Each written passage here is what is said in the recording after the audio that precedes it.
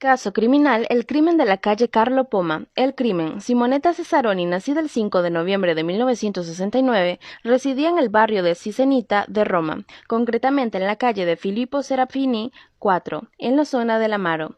En enero de 1990 había empezado a trabajar como secretaria en Relisas, una gestoría que entre sus clientes tenía a la Asociación Italiana de Albergues de la Juventud, AIAG.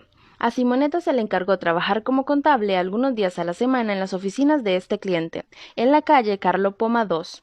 Al tratarse de una chica muy reservada, ni siquiera la familia sabía la ubicación de las oficinas de la asociación donde trabajaba de forma esporádica. Del mismo modo, excepto su madre, nadie sabía de las llamadas anónimas que recibía en el trabajo. La tarde del 7 de agosto de 1990, Simonetta se encontraba trabajando en la sede de la asociación en la calle Carlo Poma. A las 18 horas con 20 minutos debía llamar a su jefe, el señor Volponi, para contarle cómo estaba yendo todo. A las 17 horas con 15 minutos se tiene la última constancia de que Simonetta estaba viva, pues realizó una llamada de trabajo al Villa Berettini. Sin embargo, el señor Volponi jamás recibió la llamada que había acordado con ella. Los familiares, a las 21 horas con 30 minutos, viendo que no volvía a casa, deciden buscarla. Paola, hermana de la víctima, su novio y el señor Volponi se dirigieron a las oficinas de la calle Carlo Poma. La mujer del portero, a las 22 horas con 30 minutos, les abrió la puerta de las oficinas, donde encontraron el cadáver de Simonetta, que había sido asesinada con 29 cuchillazos. Las investigaciones a través de la reconstrucción de los hechos arrojaron que sobre las 17 horas con 30, Simonetta tuvo un último contacto con un hombre del que escapó, huyendo del despacho ubicado a la derecha en el que trabajaba hasta el que estaba justo delante a la izquierda, donde fue encontrada. Fue inmovilizada en el suelo y alguien se arrodilló encima de ella por la altura de las caderas, con tanta fuerza que le produjo unos hematomas. La golpearon provocándole un trauma craneal que le hizo perder la conciencia. Posteriormente, el asesino utilizó abrecartas para apuñalarla hasta 29 veces. 6 de las puñaladas fueron en la cara, en la ceja derecha, el ojo derecho y el ojo izquierdo. 8 de las puñaladas se realizaron en la zona de los pechos y del vientre, mientras que las 14 restantes se ubicaban en la zona baja del vientre, en el pubis, a los lados, encima y debajo de los genitales. Algunas de las prendas de Simonetta, como las mallas deportivas azules, la americana y las bragas, fueron robadas junto a otros artículos personales que jamás se encontraron, entre los cuales habían unos pendientes, un anillo, una pulsera y una gargantilla de oro, si bien el reloj se lo dejaron puesto. La dejaron desnuda con el sujetador abrochado, aunque bajado, dejando al aire los senos, y la camiseta colocada sobre el vientre para cubrir las heridas más graves, las que le produjeron la muerte. Llevaba puestos los calcetines blancos, si bien las zapatillas deportivas estaban perfectamente colocadas junto a la puerta. Las llaves de la oficina que tenía guardadas en el bolso fueron robadas. Simonetta Cesaroni fue enterrada en el cementerio municipal de Genzano de Roma. Las investigaciones: la escena del crimen. La primera inspección en el piso de la calle Carlo Poma la realizó la noche del 7 de agosto el subcomisario Sergio Costa, que en la época servía en el SISDE, y el yerno del entonces jefe de la policía italiana, Vincenzo Parisi. Durante esa primera inspección, la víctima fue encontrada parcialmente desnuda en las oficinas de la calle de Carlo Poma, con un gran número de marcas de arma blanca y con una marca de una mordida en el cuello. En el resto de las instancias no se encontró ningún tipo de desorden y encontraron restos de sangre en la manija de la puerta que daba acceso al despacho en el que se había cometido el delito. En el despacho del crimen se encontró un trozo de papel en el que alguien había escrito CE y dibujado justo al lado una margarita, así como las palabras Dead OK en la parte inferior derecha. En 2008, durante la emisión del programa Chila Visto, se desveló que había sido obra de uno de los agentes de policía que participaron en la inspección la noche del delito y que lo había olvidado en la escena del crimen. La posterior autopsia reveló que la víctima tenía diferentes puñaladas en el cuerpo, destacando las 6 en la cara, la del cuello, las 8 del tórax y las 14 de la zona púbico-genital, que le había provocado la muerte entre las 18 y las 18 horas y media. Sospechosos: Pietrino Vanacore. La mañana del 8 de agosto de 1990, la policía despertó a todos los ocupantes del edificio de la calle Carlo Poma 2. Pensando en que el crimen se resolvería de forma sencilla, la policía interrogó a los porteros. Los 4 porteros, junto con sus familias, sostenían que estuvieron toda la tarde del 7 de agosto, entre las 16 horas y las 20 horas, alrededor de la piscina del complejo. Según esta afirmación, el asesino no pudo entrar en la escalera B sin que le hubieran visto. Los policías revisaron todo el edificio buscando las piezas de ropa que le faltaban a Simonetta, pero no encontraron nada. Los investigadores reconstruyeron los hechos. Según los testimonios, dedujeron que el 7 de agosto de 1990 Simonetta estaba sola. La hermana la dejó en el metro, ella se dirigió a la oficina como estaba previsto. No se vio a nadie entrar en la escalera B y el último contacto que se tuvo con ella fue a las 17 horas con 35 minutos con una llamada de trabajo. Según lo que los psicólogos de la policía constataron en la escena del crimen, el asesino presumiblemente habría intentado abusar de Simonetta sin conseguir una erección, soltando su ira y frustración con una serie de golpes violentos. Dándose cuenta de lo que había hecho, habría intentado limpiarlo todo, reordenar la oficina y hacer desaparecer el cuerpo, pero alguien o algo lo habría interrumpido. Los testimonios recogidos por la policía afirmaron que Pietrino Vanacore no se encontraba con el resto de porteros en el jardín entre las 17 horas y media y las 18 horas y media, el mismo horario en que Simonetta fue asesinada. Además, se encontró un ticket de compra sospechoso. A las 17 horas con 25 minutos, Vanacore había comprado un batidor. Asimismo, un testigo afirmó que a las 22 horas y media, Vanacore había estado en casa del viejo arquitecto Cesare Valle, que vivía encima de la oficina donde se había producido el crimen, para ayudarle. Sin embargo, Cesare Valle declaró que el portero llegó a la casa a las 23 horas.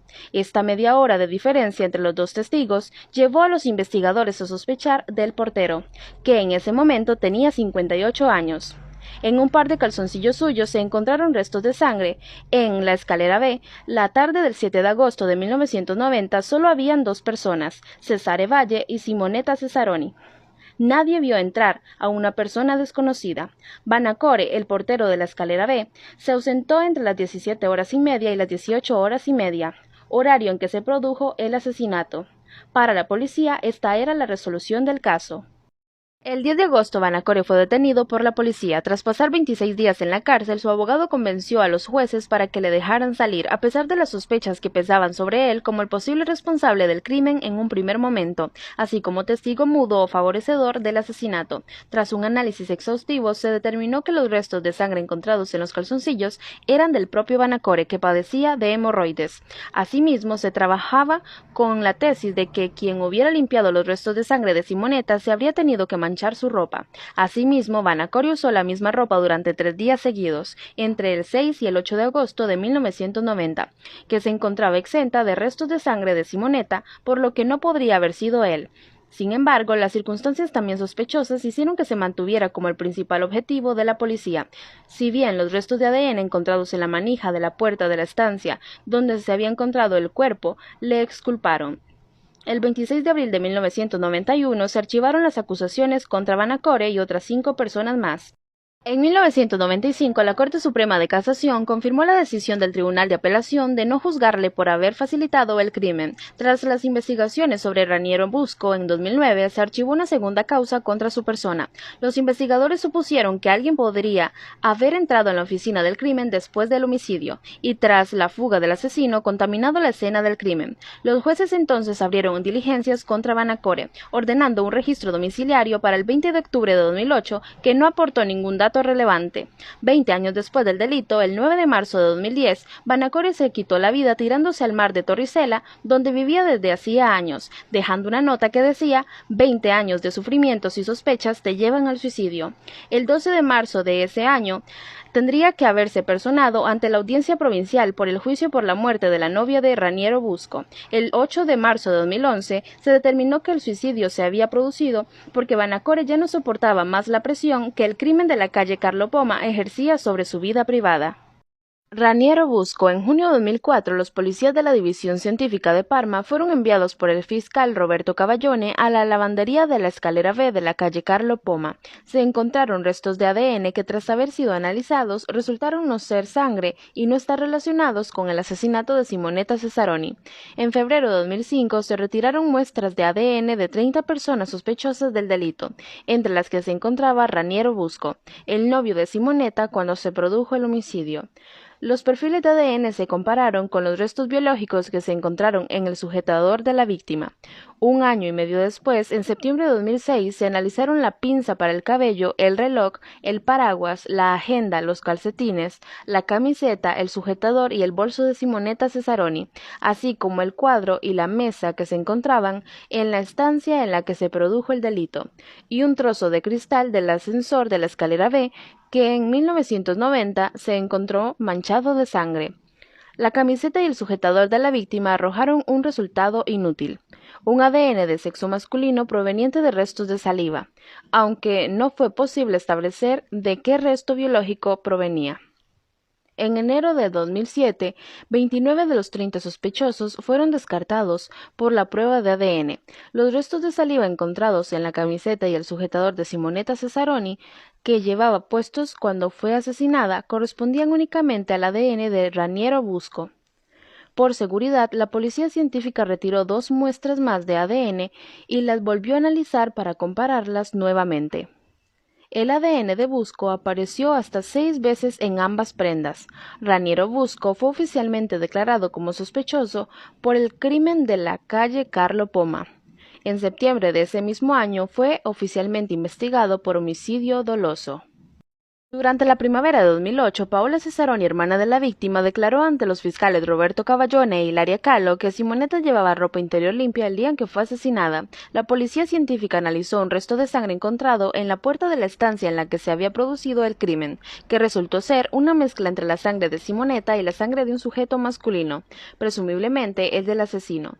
No obstante, la mayor parte del ADN encontrado en el resto correspondía al de Simonetta, pues el resto que correspondía al asesino era un perfil minoritario en la muestra analizada. En el resto de sangre analizado por la policía científica se aislaron 8 alelos que coincidían con el ADN del Raniero Busco, mezclado con el de Simonetta Cesaroni. El análisis se repitió 8 veces y arrojó el mismo resultado, un perfil genético compatible a la mezcla de Busco y Simonetta. Los 8 alelos se compararon con el ADN de los otros 29 sospechosos y no se encontraron coincidencias genéticas. Tras el juicio que concluyó en 2011, Busco fue condenado. Solicitó un recurso de apelación tras el cual, en 2012, fue absuelto, sentencia que le fue confirmada por la Corte Suprema de Casación en 2014. Pistas alternativas: la pista de Videotel y los supuestos secretos de AI a G.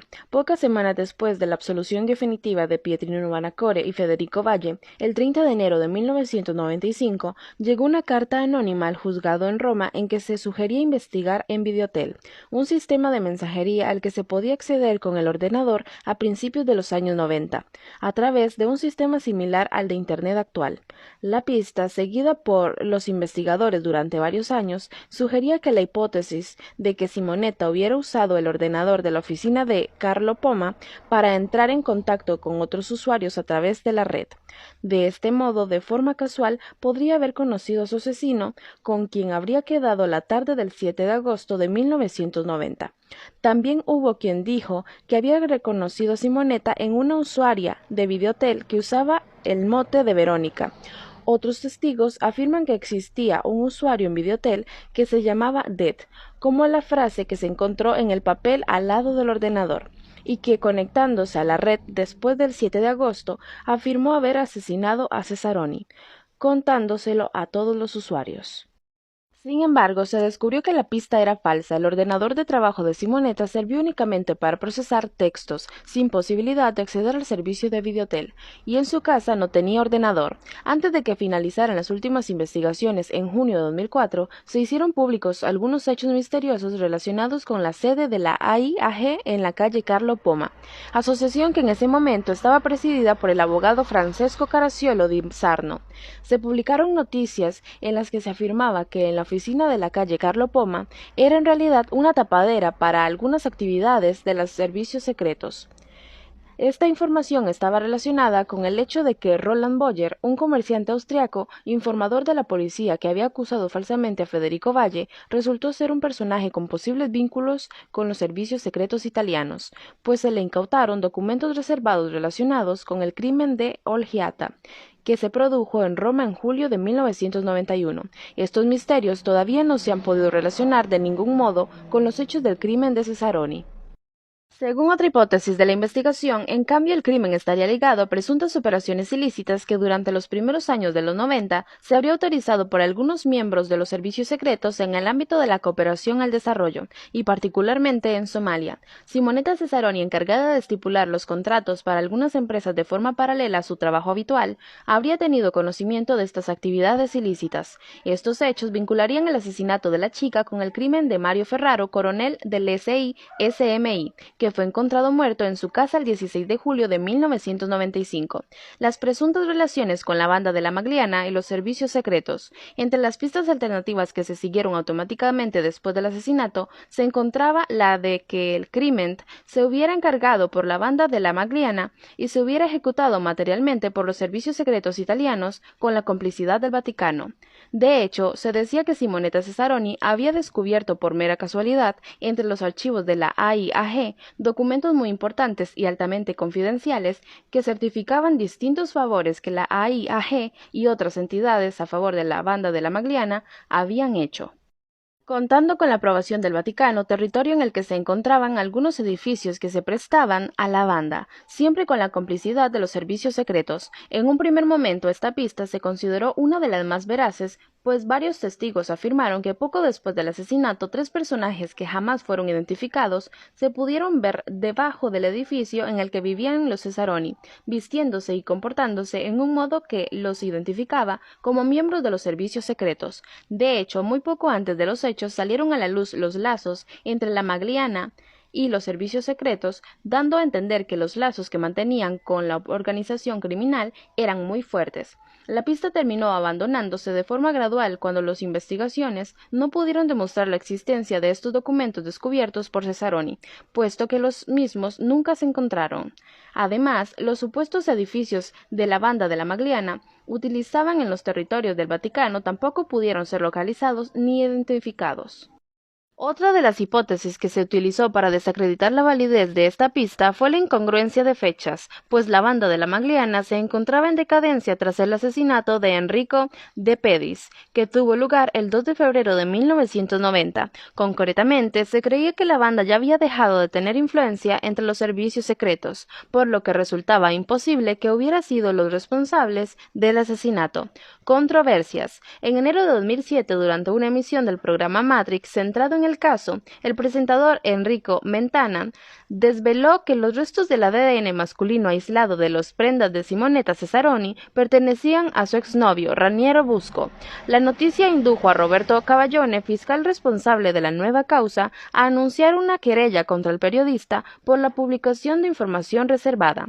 La también periodista Hilaria Cabo, responsable de la pieza en la que se habló del tema, y el médico legal Roberto Testi, a quien consultaron, fueron incorporados a la lista de investigados. El presentador intentó defenderse públicamente en directo en televisión, hablando de noticias difusas con respecto a la identidad del presunto culpable que había sido nombrado anteriormente en el programa. Durante el verano de 2011, coincidiendo con el 22º aniversario del asesinato, se anunció el rodaje de una película sobre los hechos, con el título Il delitto di Via Poma.